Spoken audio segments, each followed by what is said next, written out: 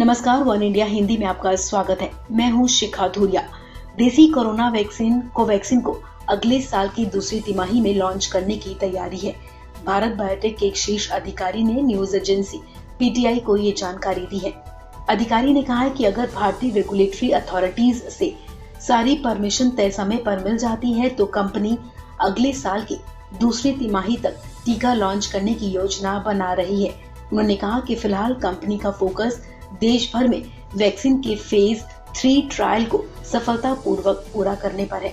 आपको बता दें कि भारत बायोटेक ने कोरोना वैक्सीन कोवैक्सीन को Indian council of medical research के सहयोग से विकसित किया है।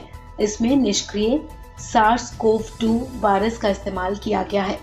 भारत बायोटेक के इंटरनेशनल एग्जीक्यूटिव डायरेक्टर साई प्रसाद ने पीटीआई को बताया, फेज 3 के प्रयोग के मजबूत डेटा और सबूतों के अलावा प्रभाव और सुरक्षा डेटा के बाद अगर हमें मंजूरी मिलती है तो हमारा लक्ष्य वैक्सीन को 2021 की दूसरी तिमाही में लॉन्च करना है।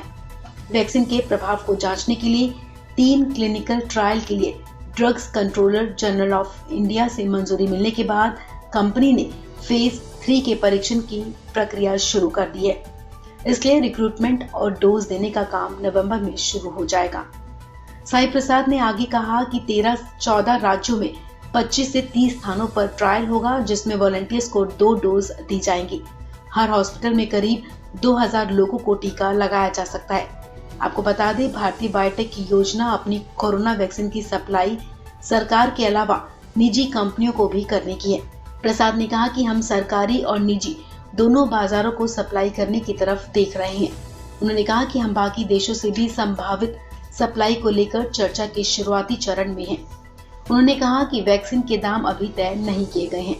आपको बता दें कि कोवैक्सीन के अलावा देश में 2 और कोरोना टीकों पर ट्रायल चल रहा है। इनमें से एक ऑक्सफोर्ड एस्ट्राजेनेका की कोविशील्ड है, जिसका serum institute of India phase 3 trial कर रहा है।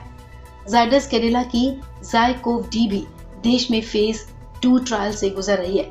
इसके अलावा डॉक्टर रेड्डी लेबोरेटरीज को रूस की स्पुतनिक वी वैक्सीन का ट्रायल करने की मंजूरी पहले ही मिल चुकी है। इस खबर में फिलहाल इतना ही।